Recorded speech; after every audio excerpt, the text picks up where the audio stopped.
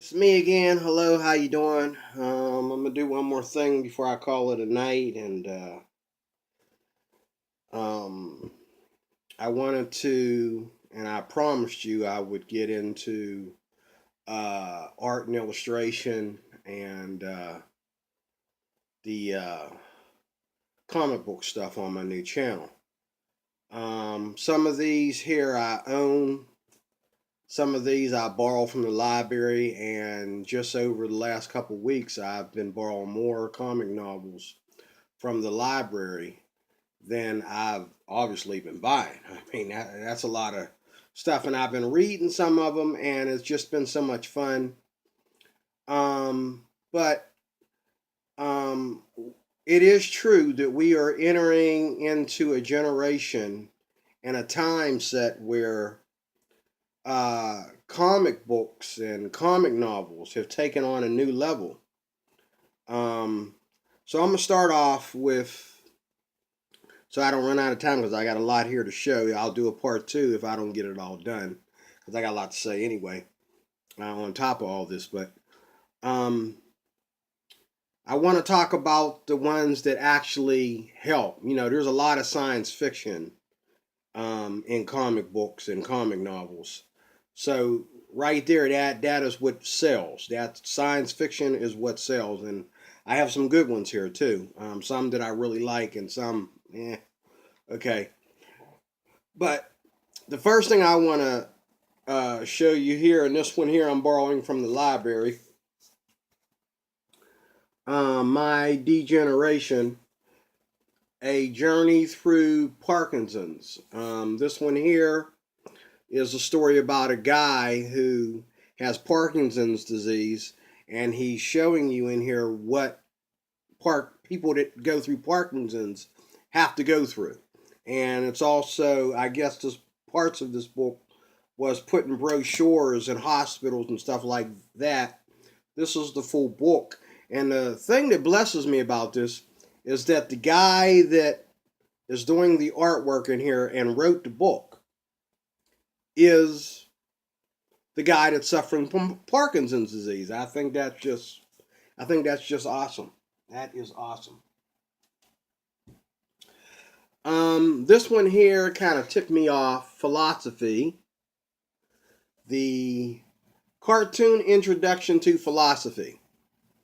Right off the top, I'm not an atheist. Okay, he goes through about what 167 pages to explain to you why you don't need to believe in God, okay, or believe in Christianity. Uh, if it wasn't borrowed from the library, I'd have threw it in the trash. But um, I respect that people have their rights, but I have mine too. So and I hate when people impose and push, as they claim we Christians do. They play the hypocrite and push and impose and force their dogma on others. Okay, but the fact of the matter is this book is a book that is nonfiction, and it is trying to reach out to those that need to understand more about philosophy. But do yourself a favor. Let's talk about some philosophy we're going to use every day. Not philosophy 167 pages just to say, oh, you shouldn't believe in God. Give me a break. Anyway, getting off that. That's not what this is for. The silence of our friends. The civil rights struggle was never black or white. This is a nice book. I can't wait to read it. I'm trying to get some other things read before I get into it. The artwork in here is just beautiful. I just love whoever, and it's all uh, obviously sketched and then painted in black and white. Whoever put this together, what is his name? He don't tell his name on here. Oh, here it is. Mark Long, Jim Demonicos and Nate Powell. Awesome book. This is a book that is nonfiction also, and whoever reads this, I know I'm gonna be blessed by it, because it's a book that actually helps this country instead of tears it apart, like that other one I just was telling you about. It. One-on-one questions about the Bible and Christianity. Okay? And I read this. This is a very short novel, going from creation all the way into politics. For those who, and they show you on the back here of the other items that you can get with it. Man, that's awesome. I love stuff like this. I love the fact that Christians are putting the teachings and understanding so people can pick it up and understand it. I'm glad they're putting it in comics. I think that's awesome. Everybody knows Will Eisner. He's one of the older comic book writers, artists, and his work here, I'm not all that impressed with his artwork, but I love his storylines. I own this. And I own one-on-one questions about the Bible and Christianity. But I own this one. This is one of the first novels I recently bought. And when I read this, I wanted to get more novels. It took me 2 days to read this. This is a lot of stuff. I mean, how many pages are in here? 160 some pages. But I mean, it talks about how, it explains to you how gangs are formed into neighborhoods, and it explains to you how, people, get into the neighborhood and they get territorial and they don't want to share, and how a neighborhood falls down in value, and then all the gangs form, and violence and crime and all kinds of arsenal and stuff go on when a neighborhood starts to fall financially. That's a good one. Reader's Advisory. This is a nice book. It's secular, but it's nice. And it's about, it takes place in a library. You can see the artwork in it is kind of like Peanuts or the Archies or something. But the story plot in here starts in a library, and from that library they discover, the issues of life as they deal with customers coming in with different dilemmas and wanting all kinds of help that they can give and cannot give.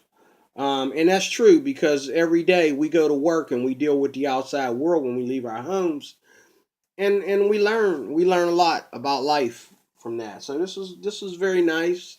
I'm going to finish reading it in its entirety. I don't own this. I borrowed this from the library, but it's nice. I would like to get the other parts of the series. The only thing I don't like in here is like the lead actor, this guy right here.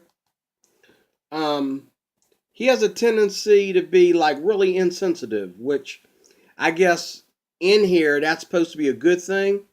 No, it's not. I mean, you don't have to apologize for being who you are, but at the same time, if you see yourself in an unsensitive situation, just apologize for it and move on. Don't make a story plot about like, oh, you're not going to force me to be sensitive. Everybody has to be sensitive to somebody that they may not think deserve it in order to get progress in anything. Come on, man. This is nice. I don't own this. Those are books that are like help books. This here, I like. I can't wait to read this. I borrowed this from the library. Powers Baru, and it's following like the kind of stuff like the X-Files. If you remember the movie, the X-Files, the movie series, the X-Files. This is that kind of stuff. It's about these two officers who are actually like into the paranorma and stuff like that, and they discover all this stuff. So it's a lot of action in it, and I love the artwork in here. Let me give you a little description of the artwork in here. I love the artwork in here. I think because the artwork is not real serious and perfect, but it's serious enough to where, it makes you want to read it. Okay? I love the artwork in here. I really do. I love it. It's just beautiful. And it's like in dark, all the colors are dark, which I really don't like. But at the same time, I love the and the story plot's going to be very, very nice. I can't wait to get into that. Star Trek is always good. Okay. I have a bunch of Star Trek stuff. And Star Trek stuff is pretty inexpensive. And I think people are right when they say that the comic books are better than the movies. Okay, and a lot of the stuff like this here. Okay, this here is rated R. I'm rating it myself. There's nothing in the book that says it's rated R, but there's some naked scenes in here and stuff like that, so it's kind of rated R. Okay. Star Trek stuff, they always keep their clothes on. They always have. PG-13. Okay. I own that. I just got that. Never read any of it. I own this one. Shoo. I hear this came out in a movie series. I don't have cable like that, so I haven't seen it. But this story here is kind of hilarious. It's about a guy who has a supernatural power to, or I should say supernatural gift to eat anything and tell who killed who and whose DNA is what and all like that. What's hilarious about it is he does some nasty things with his tongue. Okay. Or should I say he eats some nasty things, let me put it like that, or taste some nasty things in order to solve his crimes. He's a cop. And there's some karate in here and all kinds of stuff, man. It's hilarious, but and this is volume 1. I'm probably going to get volume 2. And this one, and I have some others that I got right down at the bottom of the hill. From where I live. One of the great things about living near the city is that you can almost walk to like places where they sell like comic books and stuff like that. And my big place, Eyes Entertainment downtown Pittsburgh. That's my big place. Matter of fact, I think that's where I got this from. Asian Gates. This goes back into like the, I guess, early 1900s or the 1800s. And it's kind of sci-fi. And you see, it's not fancy. It's all in black and white. Black and white ink. Okay. And, but I think the artist, whoever did the artwork here, is just awesome. The dude is awesome, or the lady, whichever one. But it's about this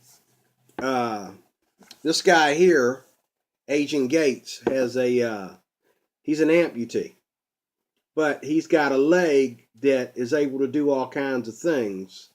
And there's an old lady in here. She got like a walking stick or something that's able to do all kinds of things. And they get rid of all the bad guys in the mansion, and it's kind of like a mixture between Clue and what is it, Johnny Mason or George Mason or something like that. that kind of stuff. Old Humphrey Bogart movies where crime was solved. This is that kind of stuff, but it has a sci-fi twist to it. It's pretty neat, and then I've gotten to the middle of this. I haven't read all the way through it. Thing about that, and some other ones that I have, is that what I love about these comic novels is you can take them with you different places, and you can just open it up and finish where you left off. You could be on a train, a bus, in a doctor's office, or somewhere else waiting on somebody to get done or whatever. And these comic novels really come in great.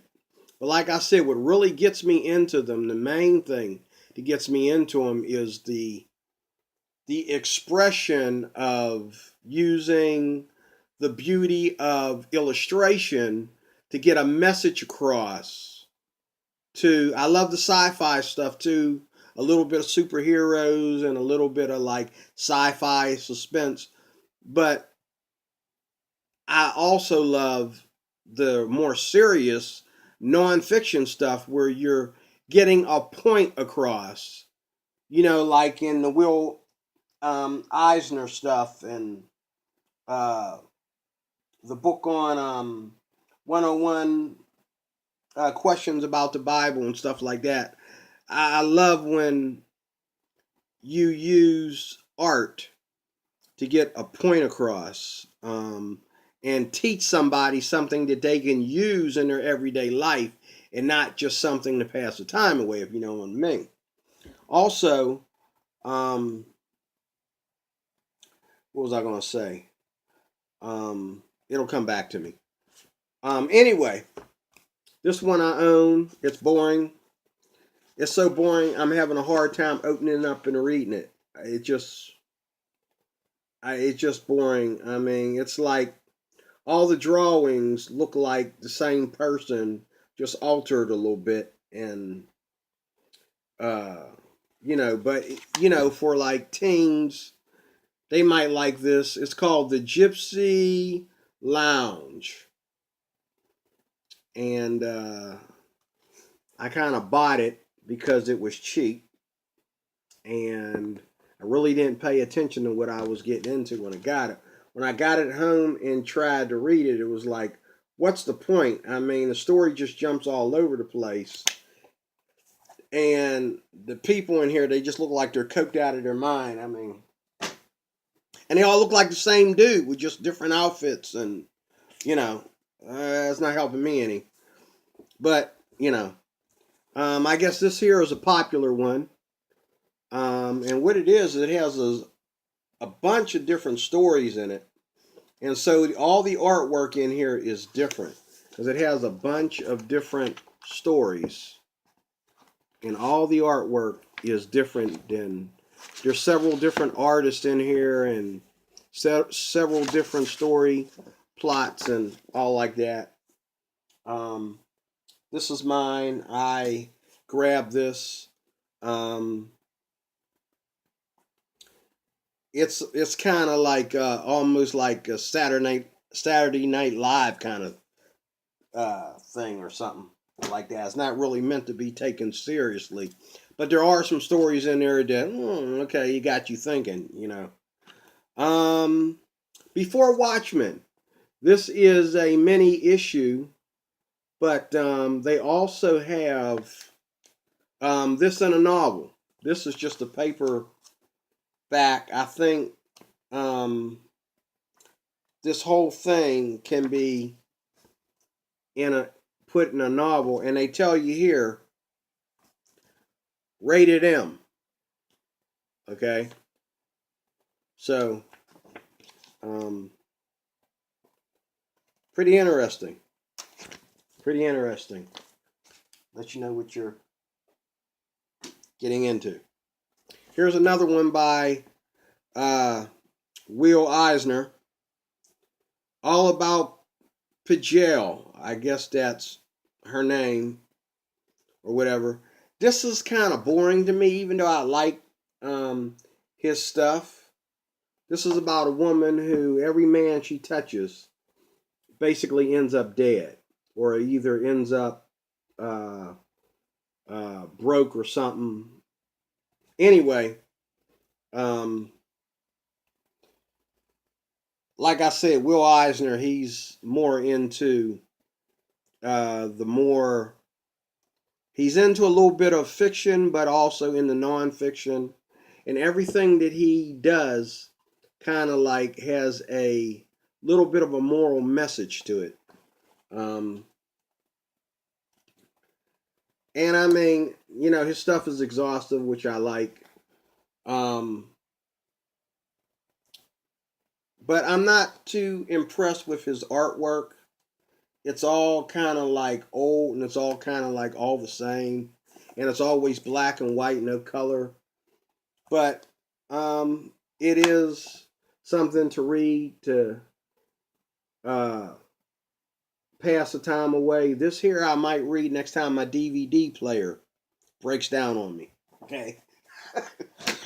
All right, this one here, I read it in one day, in less than a day, probably a couple hours or something. I read it, and it's got, you can't find page numbers, but it's got 100 and some pages in it, I believe. What is this called? Nature of the Beast. It's about a guy. It's kind of boring. The storyline, I'm not too impressed with it, but I love the artwork in it. And I love the artist.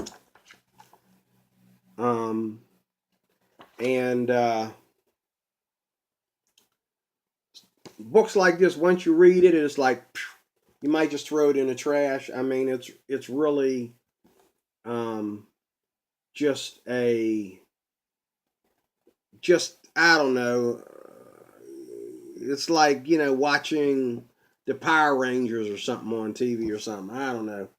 This is about a guy who is a gladiator, and he can take on animals and stuff like that. And he takes this. He gets captured, and he has to take this drug, and this drug makes him be able to take on all these people. He starts off taking on other gladiators, and then he turns out to be taking on sharks and bears and wolves and things of that nature. It's fun, but like I said, once you read it, you don't read it again. I mean, it's just one of them. Maybe 10 years from now I'll read it again. I don't know. And I also own this, the Unwritten.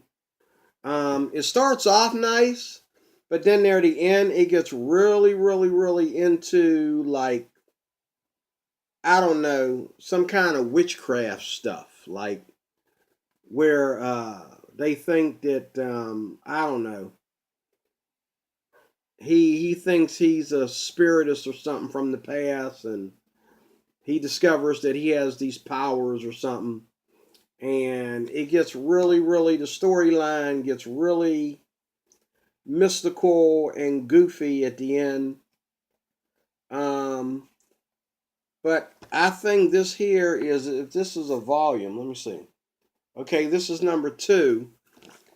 And I bought this for, I forget how I got it, but I got it real cheap. I bought it somewhere, but I don't know where I bought it from. But I can actually get the rest of the volumes from my library. But this volume here, I don't know. I might finish the storyline. I don't know. It gets boring near the end. Like, it gets a little bit too science fiction for me. This is popular. I borrowed this one, and I read the first one. This is called East of West. I think this was on television. Don't get me wrong. If you know about this, let me know. But I think this has a TV series version of it. Now, there's a comic book version of it. Actually, comic novel. And